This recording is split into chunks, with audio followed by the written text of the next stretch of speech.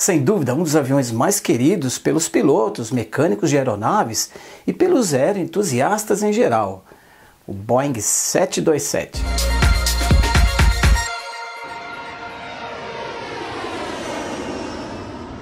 O Boeing 727 foi o primeiro e único trijato da fabricante americana Boeing e fez muita história aí na aviação mundial, inclusive aqui no Brasil.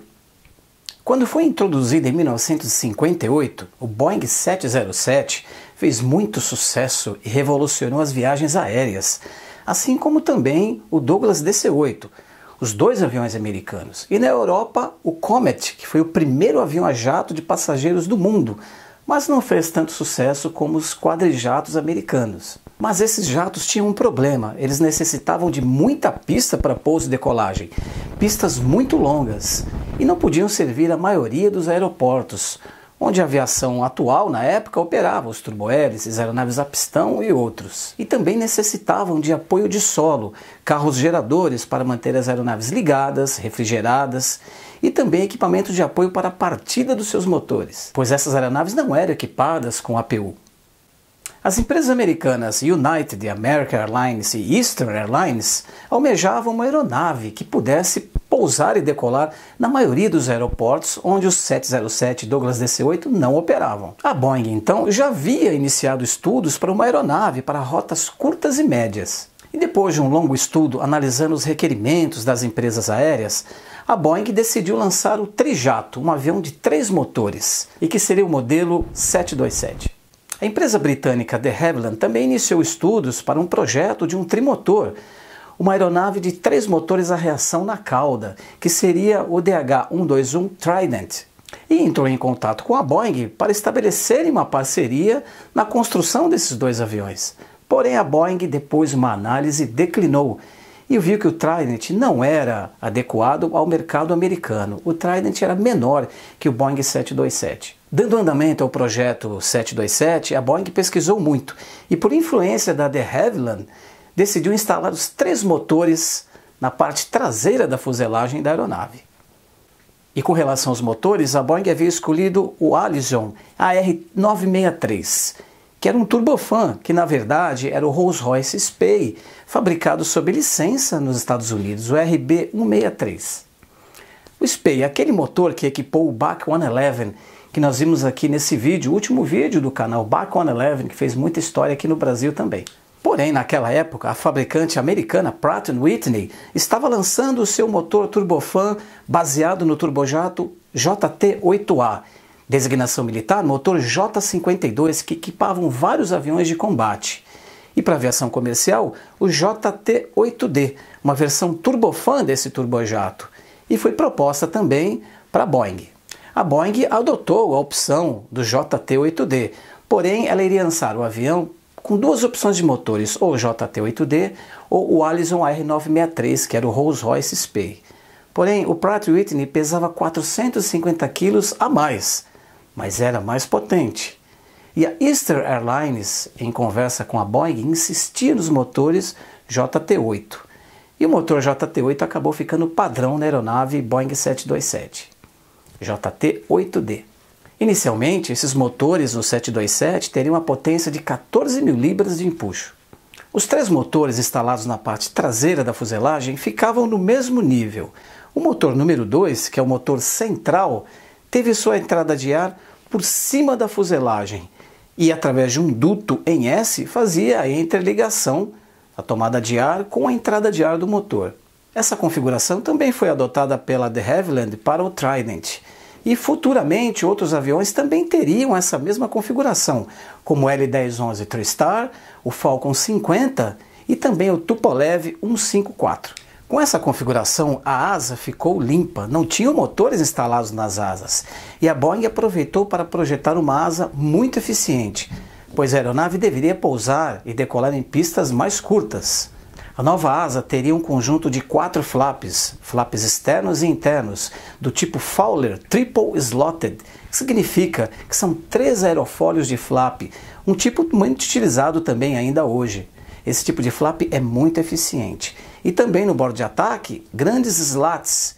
E no primeiro terço da asa, Kruger Flap, aquele flap de bordo de ataque, Com essa configuração de asa, com os enormes flaps e slats, a Boeing esperava que a aeronave teria excelentes características de pouso e decolagem curtos e também ótima manobrabilidade a baixas velocidades. A aeronave seria dotada também de 4 ailerons, 2 ailerons externos e 2 internos.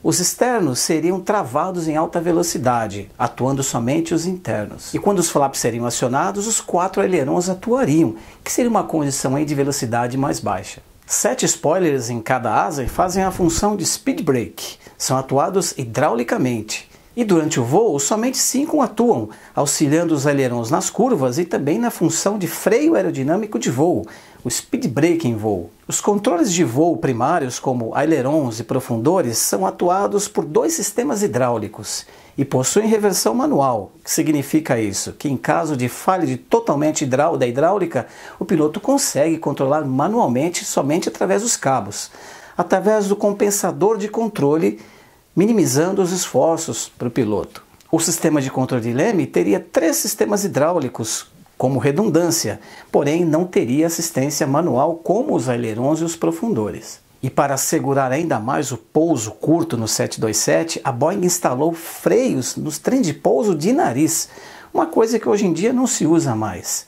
E também reversor de empuxo nos 3 motores. E também para operar em aeroportos sem grandes recursos de infraestrutura, o 727 seria equipado com a APU, uma unidade auxiliar de força, que forneceria força elétrica para a aeronave e também ar-condicionado, independente de equipamento de solo.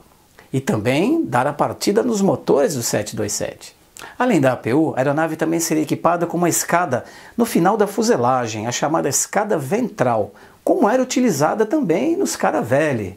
Com essa escada ventral, o Boeing 727 não dependeria de escada dos aeroportos, podendo desembarcar e embarcar todos os passageiros através dela. Anos depois, em 1971, um sequestrador usaria essa escada ventral em voo, protagonizando um dos sequestros mais inusitados da história da aviação. Vejam aqui nesse vídeo a história do D.B. Cooper e o seu salto de paraquedas do 727. Com o objetivo de minimizar os custos do projeto, a Boeing utilizou a mesma fuselagem do Boeing 707, porém fez algumas modificações no comprimento e também na parte inferior da fuselagem. O novo 727 estava para sair e levaria 131 passageiros em classe econômica, com fileiras de 6 assentos e um corredor no meio. O primeiro Boeing 727 voou em 9 de fevereiro de 1963, alguns meses antes do que o previsto pelo cronograma, e em fevereiro de 1964, a Eastern e United iniciaram suas operações com o novo jato. O 727 surpreendeu as empresas aéreas. Ele superou as expectativas do fabricante em desempenho e consumo de combustível. E isso levou a United a aumentar as encomendas. E na Europa, a Lufthansa foi a primeira operadora. A Boeing pretendia vender pelo menos 300 unidades do 727 e, para torná-lo mais atrativo, lançou a versão 727C, que podia ser uma operação mista com passageiros e carga, uma combinação dos dois, variando aí a configuração. Com uma porta lateral instalada, essa aeronave poderia transportar até 17 mil quilos de carga. A versão Boeing 727QC Quick Change, como o nome fala, uma transformação rápida, uma mudança rápida do avião, também foi lançada. Os assentos, os toaletes, as galleys da aeronave eram montados em pallets. Isso proporcionava uma mudança, configuração total da aeronave de passageiros para cargueiro em aproximadamente 45 minutos a 1 hora. Ou o contrário também, seria uma grande jogada aí para as empresas aéreas. Com o mercado de aviação indicando necessidade de aviões maiores, a Boeing anunciou em 1965 uma nova versão do 727, uma versão alongada, seria o 727-200. E ele teria capacidade para até 189 passageiros. O primeiro 727 versão 200 fez o seu primeiro voo em 27 de julho de 1967. Ele era 6 metros mais longo que o modelo anterior, que passou a ser denominado 727-100. As asas eram as mesmas, de mesma envergadura. Também a capacidade de combustível era a mesma, com 30 mil litros de combustível. E os mesmos motores Pratt & Whitney JT8D, de 14.500 libras de empuxo. O 727-200 foi muito bem aceito pelas empresas aéreas, porém ele era muito restrito a rotas curtas. Embora levasse até 189 passageiros, porém ultrapassava o peso máximo se levasse mais combustível, ficando restrito a rotas curtas. Isso era um problema para as empresas aéreas, o que levou a Boeing a lançar uma nova versão do 727. E no início de maio de 1971, a Boeing anunciou o novo avião, a nova versão do 727, o 727-200 Advanced. Advanced de avançado, com algumas melhorias. Entre essas melhorias, uma asa mais refinada, algumas modificações nas asas, também maior capacidade de combustível agora para 40 mil litros. O alcance, a autonomia aumentou para 4.700 km. E os motores agora eram mais potentes, novas versões do JT8D para 17.400 libras de empuxo. O seu peso máximo de decolagem subiu para 95 mil quilos e a nova aeronave entrou em serviço em 1973. O 727 fazia um sucesso enorme pelo mundo. As empresas americanas possuíam em cada uma delas centenas dessas aeronaves. Durante os anos, a Boeing chegou a produzir mais de 100 aviões 727 por ano para suprir as empresas aéreas. Vários recordes de produção foram batidos com essa aeronave. A cabine de comando do Boeing 727 era totalmente analógica naquela época. Piloto, copiloto e engenheiro de voo. Sim, ele possuía o chamado mecânico de voo ou engenheiro de voo. Vejam aqui nesse vídeo um vídeo dedicado à cabine de comando do 727 em detalhes. Até hoje, o Boeing 727 é uma das aeronaves comerciais mais rápidas. Chega a 1.080 km por hora em velocidade máxima, uma altitude máxima de 42 mil pés, ou 12.800 metros de altitude.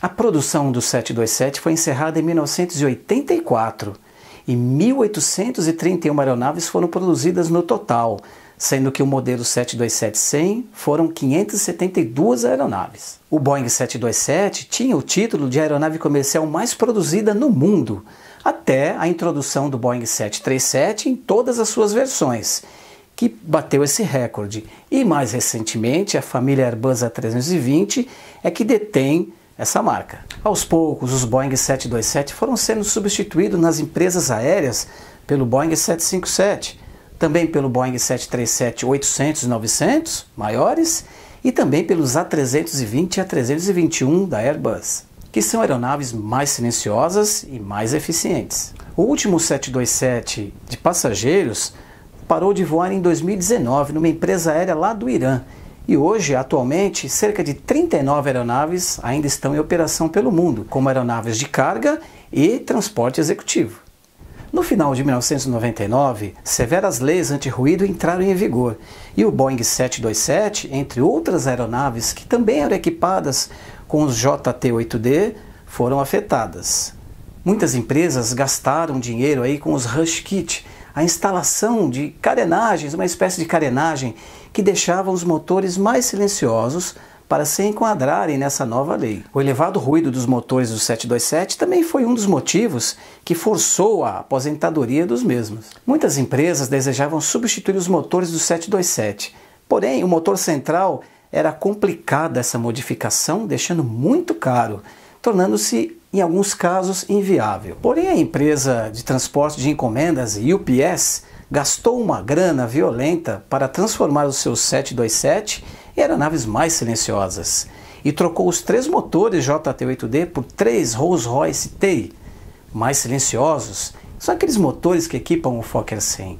E fizeram algumas modificações no motor central, aquele duto do motor central, gastando aí realmente uma boa grana. Essas aeronaves modificadas da UPS ficaram conhecidas como 727-100 QF. QF de Quiet Freighter, ou seja, o cargueiro silencioso. Alguns 727-200 também foram modificados, recebendo motores JT8D-217 ou 219 nas laterais. Esses motores são os motores do MD-80. São motores JT8 de diâmetro maior e mais silenciosos. Porém, o motor 2 continuou sendo o original, a versão mais potente do JT8D, o traço 17R para 17.400 libras. Esses motores do meio ficaram equipados com Rush Kit. Também nessa modificação desse 727 foi adicionado winglets nas pontas das asas. Esse 727 modificado ficou conhecido como Super 27 ou Super 27. Os primeiros Boeing 727 brasileiros começaram a chegar em 1970 para a Varig, em 1971 para a Cruzeiro do Sul, e logo eles iniciaram as rotas pelo Brasil e também servindo países da América do Sul. Nos anos seguintes, Varig e Cruzeiro continuavam recebendo mais Boeing 727. E em 1974, a Transbrasil recebe o seu primeiro avião. E a Transbrasil começou a receber mais e mais Boeing 727-100 para substituir a sua frota dos bijatos BAC 111. A Transbrasil foi a maior operadora do 727 no Brasil. Operou 22 aeronaves no total, de 1974 a 1989. Muitos desses 727 da Transbrasil eram da versão 727-100 QC, aquele que se transforma rapidamente em cargueiro e vice-versa. E a empresa podia operar os aviões 24 horas por dia, voando com passageiros de dia e como cargueiros à noite, atendendo aí a rede postal noturna. Os 727 da Varig, Cruzeiro e Transbrasil eram da versão 100. A versão 200 chegou ao Brasil anos depois com as cores da VASP.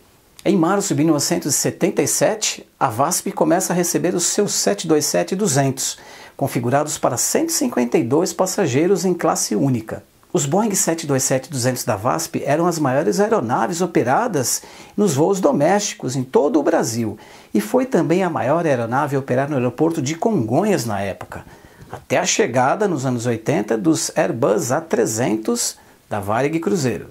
A VASP também chegou a operar 727 versão 100 como cargueiros e também os 727-200 como cargueiros. Pois é, pessoal, naquela época as 4 empresas aéreas operaram o Boeing 727. Para se ter uma ideia, não existia os Airbus nos tempos de hoje. O único avião disponível naquela época era o A300, que foi o primeiro jato da Airbus. Confira aqui nesse vídeo a história sobre o A300. Nos anos 90 e também nos anos 2000, várias empresas aéreas, charter e também empresas aéreas cargueiras operaram vários Boeing 727 no Brasil, da versão 100 e versão 200. A Total Linhas Aéreas ainda opera os Boeing 727 no Brasil como cargueiros. São 5 aeronaves em operação, para a alegria dos aeroentusiastas e também de quem vos fala. Tá aí, pessoal, foi o vídeo então dessa espetacular aeronave Boeing 727. Se vale o like, não se esqueça do like no canal, que é muito importante. Se inscreva no canal e até o próximo vídeo.